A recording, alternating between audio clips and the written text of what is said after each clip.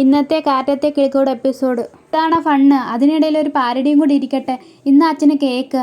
മോളെ എൻ്റെ വക മോക്ക് പിറന്നാൾ വാഴ്ത്തുകൾ. അതിനിടയിൽ അച്ഛൻ തറയിൽ വെച്ചിരിക്കുന്ന കേക്കിൽ ചവിട്ടുന്നു. എൻ്റെ കാലിൽ ഏതാണ്ട് ഒട്ടിപ്പിടിക്കുന്നല്ലോ. എൻ്റെ ഹാർട്ട് തുളച്ചല്ലോ. കേക്കിൻ്റെ മണ്ടയ്ക്കൂടാണ് നടക്കുന്നത്. ഇതാരാ വഴി കൊണ്ടുവച്ചത്? ഇത് മുകളിൽ വെച്ചുകൂടായിരുന്നു. ദാണ്ടേ എടാ അടങ്ങിയിരിയടാ.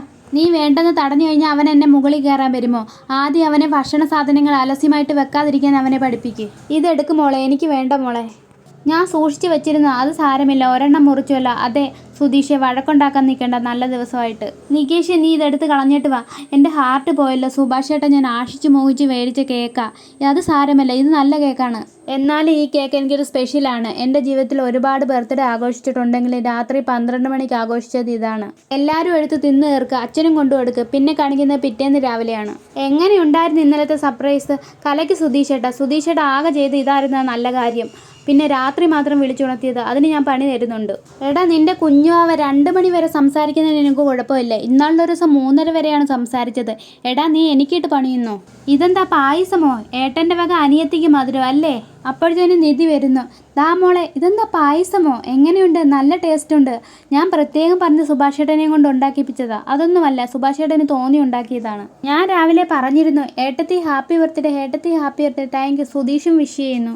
Many happy birthday. 100 വർഷം ദീർഘസുമംഗലിയായിട്ടിരിക്കട്ടെ. ഞാൻ വേറൊന്നുമല്ല ഉദ്ദേശിച്ചതല്ല പറഞ്ഞത്. എപ്പോഴും പറയുന്ന വാക്ക് കോപ്പി പേസ്റ്റ് ചെയ്തെന്നേ ഉള്ളൂ. യാളെ ഇഷ്ടപ്പെടുന്നവരുടെയും കൂടെ ഒരുപാട് കാലം ജീവിക്കട്ടെ. കുറേ ഉയരങ്ങൾ താണ്ടാൻ പറ്റട്ടെ. ആഗ്രഹിച്ച കാര്യങ്ങളെല്ലാം നടക്കട്ടെ. ശരി മതി. നിങ്ങളല്ലേ ഇത് ആഘോഷിക്കുമെന്ന് ഞാൻ കരുതിയില്ല. Thank you very much. മോളെ, ഇവൻ നേരത്തെ പറഞ്ഞിരുന്നെങ്കിൽ മോക്ക് ഞാനൊരു ഡ്രസ്സ് മേടിച്ച് വെച്ചിരുന്നേനെ. ഞാൻ ഡ്രസ്സ് മേടിച്ച് വെച്ചിട്ടുണ്ട്. നീ എന്ത് ഡ്രസ്സ് മേടിച്ച് വെച്ചിട്ടുണ്ടോ? ഞങ്ങളോട് പറഞ്ഞില്ലല്ലോ. വാങ്ങിക്കൊണ്ട് വന്നു കഴിഞ്ഞാൽ ഇഷ്ടമാകുമെന്ന് അറിഞ്ഞില്ല. അതുകൊണ്ട് അകത്ത് തന്നെ വെച്ചിരിക്കുകയാണ്. അത് സാരമില്ല, എടുത്തോണ്ട് വന്നോളൂ. എന്ത്? അല്ല, അത് സാരമില്ല.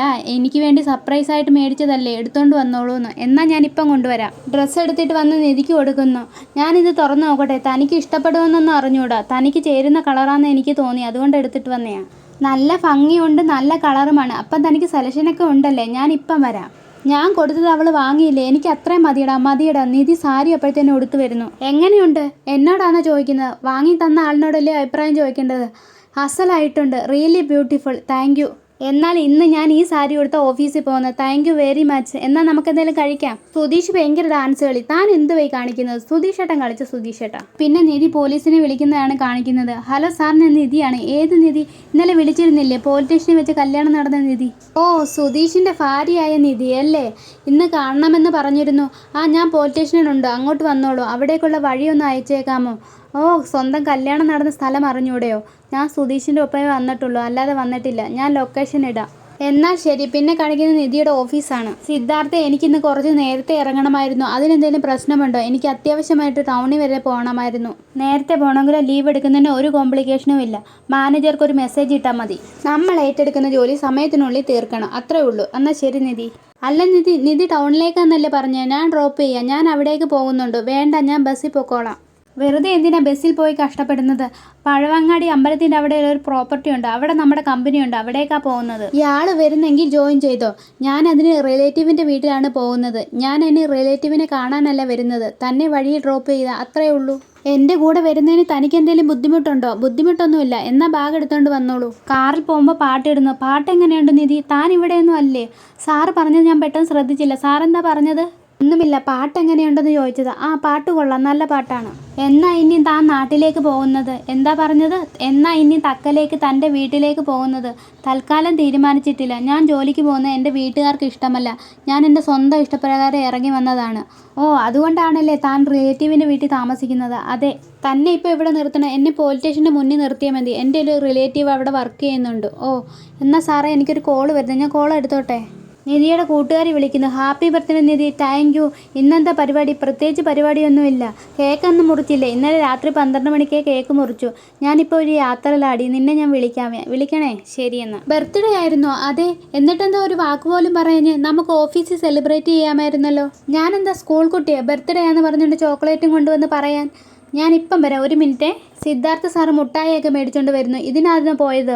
ഓഫീസിലായിരുന്നു കേക്ക് മുറിച്ച് സെലിബ്രേറ്റ് ചെയ്യാമായിരുന്നു. ഇത് റോഡായി പോയില്ലയോ? Happy birthday Nidhi. Thank you. എന്നെ ഇവിടെ ഇറക്കിയാൽ മതി. പോരാൻ നേരത്തെ എന്നെ വിളിച്ചാൽ മതി. എൻ്റെ സൈറ്റ് ഇവിടെ അടുത്താണ്. ഞാൻ വന്ന് പിക്ക് ചെയ്തോളാം. അത് വേണ്ട, ഞാൻ ബസ്സിൽ പൊക്കോളാം. ഞാൻ വന്ന് പിക്ക് ചെയ്തോളാം. ബർത്ത്ഡേ ആയതുകൊണ്ട് ബസ്സിൽ കിടന്ന് ബുദ്ധിമുട്ടണ്ട. ഞാൻ വന്നോളാം. എന്നാൽ താങ്ക് യു. നിധി പോലീസ് സ്റ്റേഷൻ്റെ പടി എവിട്ടുമ്പോഴത്തേനെ അകത്തോട്ട് ഓടി വന്ന കാര്യവും കല്യാണം കഴിഞ്ഞ കാര്യമൊക്കെ ആലോചിക്കുന്നു. കുട്ടി എന്തിനാ വന്നത്? കുട്ടി ഗോപി സാറിനെ കാണണമായിരുന്നു. ഗോപി സാർ അകത്തുണ്ട്, പോയി കണ്ടോളൂ. സാർ, കുട്ടി എവിടെ ഇരിക്കുക? കുട്ടി എന്തിനാ കാണണമെന്ന് പറഞ്ഞത്? സാറ് പറഞ്ഞില്ല എന്നോ ഡിവോഴ്സ് ചെയ്യാൻ പറ്റില്ല എന്ന്? പിന്നെ ഞാൻ എന്ത് പറയണമെന്ന്? എത്ര കഷ്ടപ്പെട്ടാന്നോ കല്യാണം നടത്തിയത്? എന്നിട്ടിപ്പോൾ എത്രയും പെട്ടെന്ന് ഡിവോഴ്സ് വേണമെന്ന്? എന്തിനാ ഇത്രയും പെട്ടെന്ന് ഡിവോഴ്സ്? ഞങ്ങൾ തമ്മിൽ സെറ്റാവുന്നില്ല. നിങ്ങൾ തമ്മിൽ പറഞ്ഞ് സംസാരിച്ച് തീർക്കാത്ത എന്ത് പ്രശ്നമാണ് ഉള്ളത്? കാലങ്ങളായി വഴിപ്രശ്നം ഇപ്പോൾ പറഞ്ഞു തീർത്തതേ ഉള്ളൂ. എന്താ നിങ്ങൾ തമ്മിലുള്ള പ്രശ്നം? സുധീഷ് കുട്ടിയെ തല്ലിയോ? അതോ വല്ല ടോർച്ചർ അങ്ങനെ ചെയ്യുന്നുണ്ടോ? ഇല്ല സാർ. അതോ അവൻ്റെ വീട്ടുകാർ ഉപദ്രവിക്കുന്നുണ്ടോ? അതൊന്നുമല്ല സാർ. പിന്നെ എന്താണ്? കുട്ടിയുടെ വീട്ടിൽ ആരെങ്കിലും ഫോഴ്സ് ചെയ്യുന്നുണ്ടോ? ഇല്ല. പിന്നെ നിങ്ങൾ തമ്മിൽ എന്താ പ്രശ്നം? ഞങ്ങൾ തമ്മിൽ സെറ്റാവുന്നില്ല. കുട്ടി പിന്നെയും വീണ്ടും അത് തന്നെ പറയുകയാണോ? അന്ന് 100 പ്രശ്നങ്ങൾക്കിടയിലാണ് കല്യാണം നടന്നത്. കുട്ടിക്ക് വേണ്ടി അവൻ എത്ര തല്ല് മേടിച്ചെന്ന് അറിയാമോ? അതൊക്കെ മറന്നോ? തെറ്റായി എടുക്കല്ലേ സാറേ. സാറിനോട് ഞാനൊരു കാര്യം ചോദിക്കട്ടെ? ഞങ്ങൾ ഡിവോഴ്സിന് പോകുന്ന കാര്യം സാറിനോട് ആരാ പറഞ്ഞത്? ഞാൻ ചോദിച്ചതിന് ഉത്തരം ഇതാണോ? ഞങ്ങൾ ഡിവോഴ്സിന് ചെയ്യാൻ പോകുന്ന കാര്യം സാറിനോട് ആരാ പറഞ്ഞത്? ആദ്യം ഡിവോഴ്സിന് പോയപ്പോഴേ സാർ അറിഞ്ഞു. അത് സാറിനോട് ആരാ പറഞ്ഞത്? അതെന്തിനാ കുട്ടി അറിയുന്നത്? അപ്പോഴത്തേന് SI വരുന്നു. ഇതാരാ? നമ്മൾ കല്യാണം നടത്തിക്കൊടുത്ത കുട്ടി. നമ്മൾ കല്യാണം നടത്തിക്കൊടുത്തതെന്നോ? കമ്മീഷണർ ഇങ്ങോട്ട് വിളിപ്പിച്ച കേസല്ലേ? ആ കുട്ടിയല്ലേ? കുറച്ച് നാളായില്ലേ കണ്ടിട്ട്? മുഖം മറന്നുപോയി. അത്രയും കാണിച്ചുകൊണ്ടാണ് എപ്പിസോഡ് അവസാനിക്കുന്നത്. ഈ വീഡിയോ കാണുന്നത് സബ്സ്ക്രൈബ് ചെയ്യണേ.